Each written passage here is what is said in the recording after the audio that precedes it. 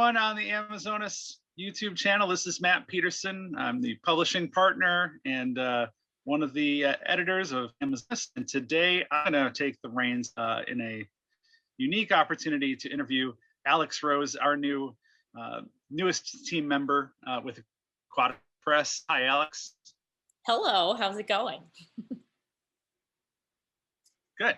Good. So Alex introduced our YouTube channel a little while ago, and Alex will normally be calling the shots, but today I'm going to interview Alex and introduce you guys to Alex so that you all get to know Alex a little better. So I've actually known Alex for many years, goes back at least until the mid 2000s when I first met Alex in Chicago. And Alex at the time was working with Reef, and was in the aquarium trade. And so Alex, I wanted to ask you first about your aquarium background, your aquarium history, your aquarium trade. Fill us in on who you are and where you're coming from. Well, okay, I will do my best. So yeah, I've been, I guess, involved in the trade on some level, at least for quite a long time. I've been keeping fish since I was a kid. Had my first pair of clownfish when I was 5, and I don't think I've been without fish since then. So yeah, started there, spent a lot of time at Shedd Aquarium as a kid and eventually wound up working there, volunteering there. I spent about 10 years as a diver in their Caribbean reef habitat, where you go in and wear the full face mask, feed the fish, talk to people. It was a great time. Also did behind the scenes stuff with the quarantine department and animal programs. So yeah, I was there for about a decade. And yeah, as you said, I worked for Rod's Food. So I worked for Rod for 3 years and some change. And yeah, spent a lot of time making fish food and breeding clownfish and doing all the trade shows, which was great, where I got to meet lots of cool people. And yeah, still keep aquariums. I've got mostly saltwater at the moment just because I still have clowns. So yeah, I've got that and freshwater little Amazon tank upstairs and my brackish with my pufferfish. How's your brackish tank? It's okay. It's okay. The grasses have kind of hung on, just barely. The Val is not loving it, but it manages. It's tolerating the salt. It's tolerating the salt. It prefers the slightly less salty, but you know, it'll manage. But it flowered last year, so that was cool. Oh, that's cool. Yeah, that's cool. So it doesn't need it so much. So in addition to the aquarium trade, as I've come to know you over the years, I've watched you as far as your education and your where that's kind of taken you in your career. So I wanted you to speak a little bit about what you studied and then what you do outside of the aquarium hobby and aquarium trade. Yeah, sure. So my background is primarily science, but also science and music. So undergrad is biology, minor in music, played violin. And then I did a master's in aquatic biology. So that is my science education background. And yeah, so I do other work. I do quite a bit of other work, lots of jobs. And one of my main ones at the moment is Ocean Geographic. So I work for a magazine called Ocean Geographic. They're an ocean conservation publication based out of Australia. And I'm their science editor. So I write articles and do underwater photography. On top of that, we also run quite a few expeditions. Some of, I guess, what you would consider your typical dive destination spots, but also we do some fairly large scale expeditions every few years once we can get everything funded. So that has allowed me to travel to some really cool places that I probably never could have managed on my own. I've gotten to go to Galapagos. So like where? Galapagos was amazing. I've been to the Arctic, which was really cool in a variety of ways and actually very cold. So yeah, fun. So yeah, Arctic, I've been to Guadalupe 5 times, which is the island where you get to see all the great white sharks, which is cool. Okay. And yeah, so all the fun places that I get to spend underwater. I'm lucky about that. So can you fill me in a little more about Ocean Geographic? Because I've seen articles, I've seen your work there, but give us a little bit more detail on the type of things you write about. And what the publication is about. I mean, obviously, when we had this opportunity, I reached out to you right away because I knew what you were doing with Ocean Geographic, but I'd love for our readers to know a little bit more about that. Yeah, absolutely. So Ocean Geographic as a magazine has been around for 15 years, and I've been with them for the last 7. So it's quarterly ocean conservation publication, and we cover a really wide range of topics. Sometimes it's dive destinations, sometimes it's, species profiles. Other times we're talking about really heavy conservation issues, and kind of filling people in on different places to go diving. So we do cover a bit of everything. A lot of what we do kind of connects back to conservation initiatives, primarily in Australia and Asia, just because that's where we're based out of.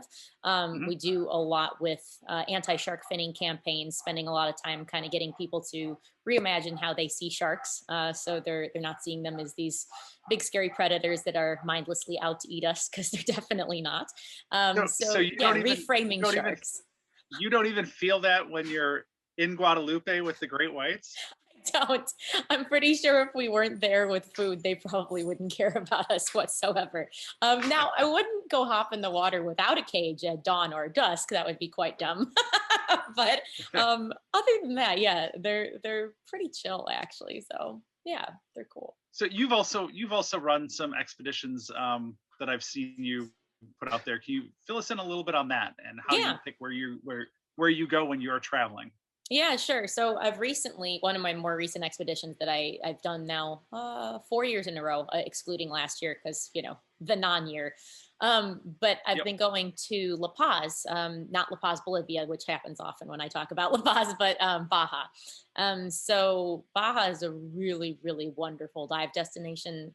Love going there. And it's just one of those spots where you can see everything depending on what time of year you go. I mean, you can get whale sharks, sea lions, manta rays, schooling mobulas, marlin, sailfish. I mean, there's everything. You get absolutely everything in Baja. Whales.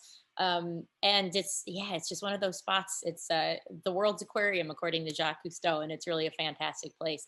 So that, especially because it's pretty accessible to people in the United States, I've really started trying to push destinations that aren't so far and so hard to get to or so expensive, because diving can be a bit cost prohibitive when you consider the sport as a whole and trying to actually go somewhere too. So I try to find places that are closer and less expensive, and Baja is incredible. So yeah, it's one of the more recent ones that I've been pushing.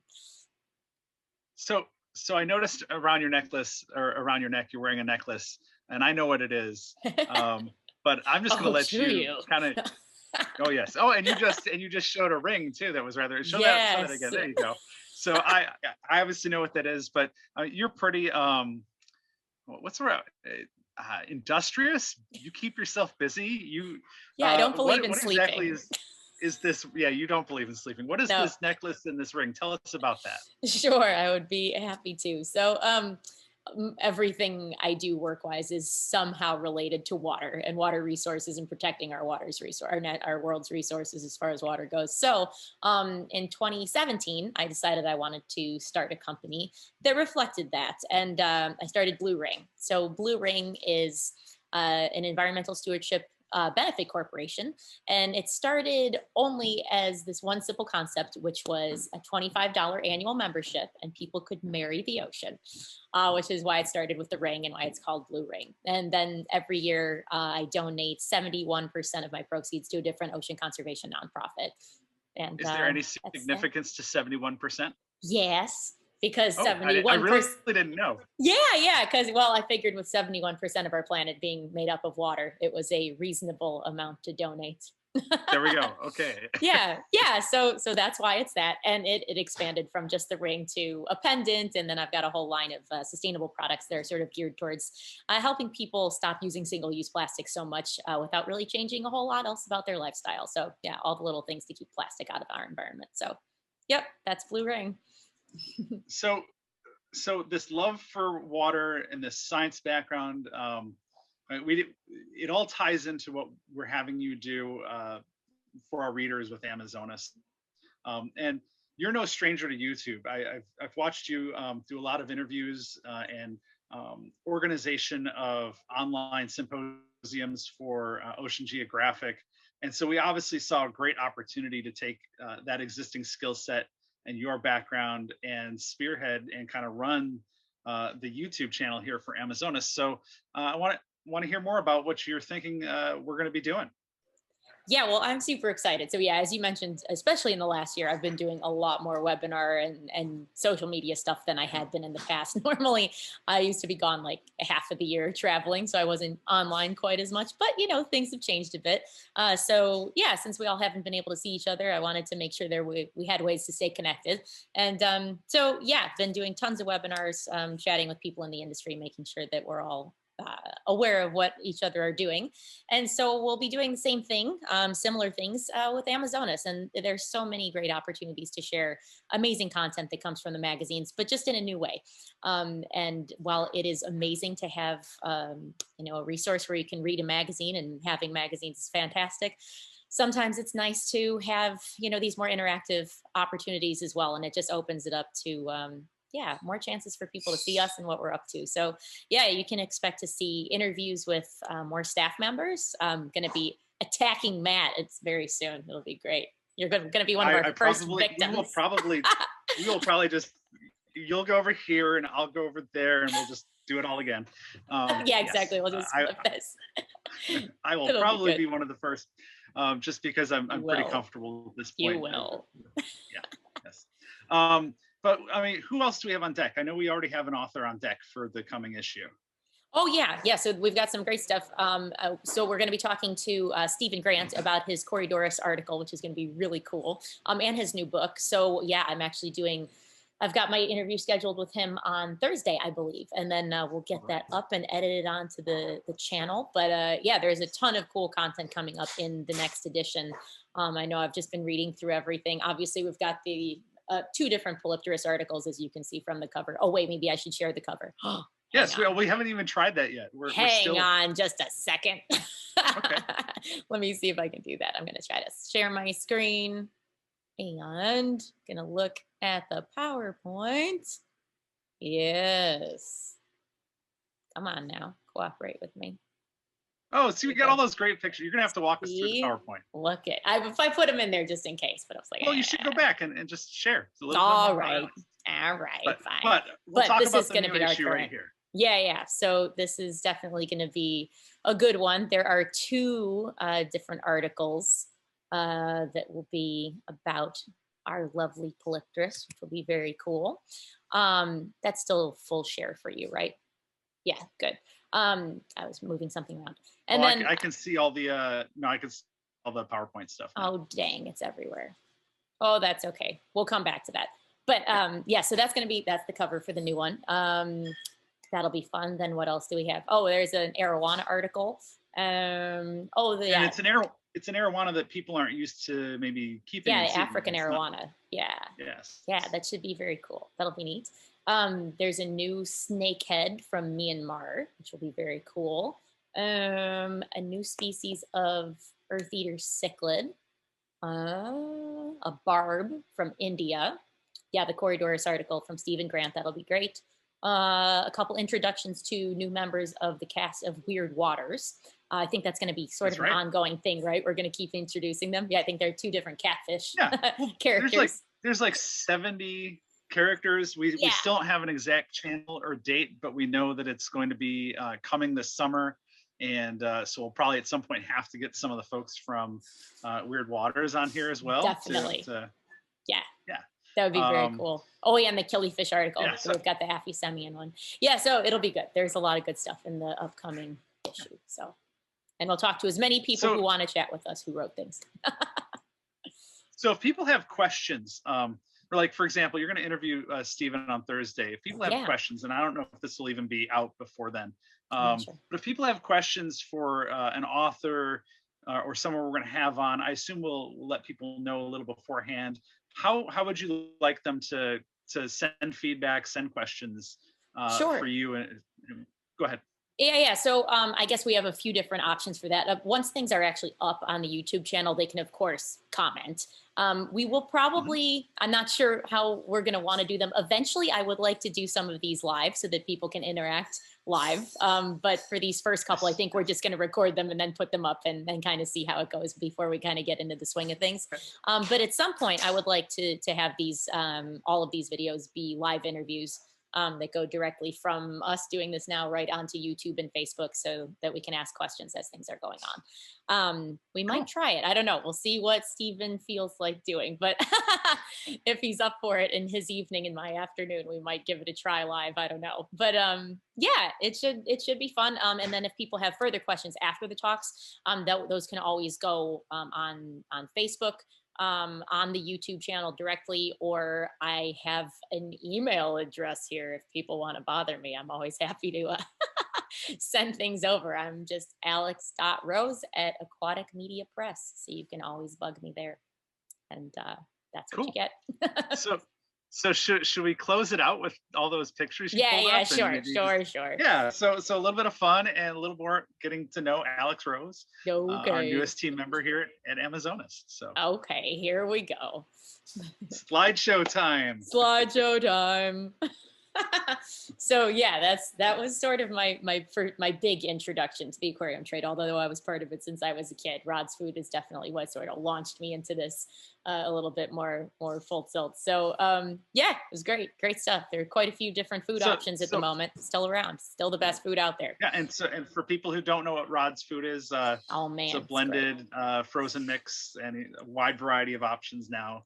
Tons. Oh my gosh, yeah, so many more than when I started. I think we had 5 or 6 different products when I started, and it's up to like, I don't know, 15 or something. So yeah, loads of different options. Really great stuff. Yeah, I still use it on my reefs and probably always will. So yeah, it's a great product if you have, well, we do some freshwater stuff as well too now. So yeah, I don't know if you've ever tried the freshwater things, but. I think I have. Okay, I'd be curious. But yeah, anyway, so Rod's Food is amazing. Definitely use it. So yeah, these were just a couple little pictures from stuff I do with Ocean Geographic. We do a lot of trade shows. Hopefully we'll be back to that this year. Since it's been a bit, everything pretty much has been canceled for the last at least year. So yeah, it will be nice to see everybody in person. It's quarterly, so the magazine comes out 4 times a year. And our covers, although they're usually underwater things, sometimes are also topside animals, in the one case on the bottom, it's a polar bear from our Arctic expedition. Just kind of try to feature anything that's tied to water. So yeah, sometimes it's not necessarily underwater, but just things that are close to water. We also produce some books, and the one with the iceberg on the cover is our book from our Elysium Arctic expedition. So that was in 2015. And we do books for pretty much all of our really large scale major expeditions. So yeah, we do books, magazines, trips, and conservation work, and yeah, conservation initiatives around the world. And then Blue Ring, that's just a quick little few images from stuff that I have and do, some of my products. Like I said, we started in 2017, and the options are endless. And every year we donate money to different nonprofits to kind of help protect our world's waters. So that's cool. Blue Ring, and a couple underwater pictures. So that's me in a shark cage, waiting for the great whites to show up. That's me playing violin in the Arctic with Eric. Wow. Yeah, it was very cold, exactly as cold as it looks. And this was another cold water thing. This was actually from scuba diving in Yellowstone Lake last year, which was really cool, really weird. It's a really funky place. This is a maybe 25-foot siliceous spire that just like shoots right out of the bottom of the lake. It's crazy because with it being partially inside the Yellowstone volcano caldera, it's got some really weird underwater features and all kinds of cool benthic communities. And they've got all these weird freshwater sponges and amphipods and snails and all sorts of things. So yeah, Yellowstone Lake is super weird, but really cool. Yeah. It makes sense now that you bring it up, but I never thought when I was there, it was just, there's a big lake, has some trout in it. About it. Yeah, exactly. No, it's out. Oh, and the trout story in Yellowstone is so complicated because they have a native, like a Yellowstone cutthroat trout. That's their native species, but they had an accidental, probably, introduction of lake trout in the 90s, and that has really kind of been a wonky problem in the lake. But they are doing absolutely everything possible to remedy that, which involves the removal of about 300,000 lake trout every year. Wow. So if you like lake trout, that's a place to go get them. And I guess this is the last one. This is probably one of my favorite places I've ever gotten to go, which was Jellyfish Lake in Palau. And it's just a really awesome spot. It's no scuba diving really, because the bubbles can do a lot of damage to the jellies. Okay. So it's just free diving. But yeah, you can just kind of sink into this crazy lake full of millions of golden jellyfish. So freshwater, saltwater lake? This is a saltwater lake. It is primarily isolated from the ocean. I'm sure there is some influx, but it's mainly maintained by rainwater. So in years that they have droughts, everything gets super salty and the jellyfish population tends to drop pretty exponentially. They had a complete wipeout about 5 years ago where they just completely disappeared. I mean, there were obviously still some there, but not like this. So yeah, they generally have millions of them, and the population's rebounding, so that's good. And Wow. yeah, they're pretty incredible. It's an amazing jellyfish. So yeah, fun spot. Anyway, that's me. All right. Well, And I'm excited to be Alex part Rose, of the team. everyone. Yay! Yes, yes, and so Alex will be doing some behind the scenes stuff for us. She'll be reviewing articles for us as well as part of the editorial staff. But the place I think that you all will get to know Alex and experience Alex is right here on YouTube on this screen. And we're looking forward to having her be part of the team and bringing a lot of great content. So it was a pleasure chatting with you today, Alex. Good to see you too. again. All right, it's going to be great. And yes, get used to the space, folks. All right, cool. Thanks. We'll see you soon. All right.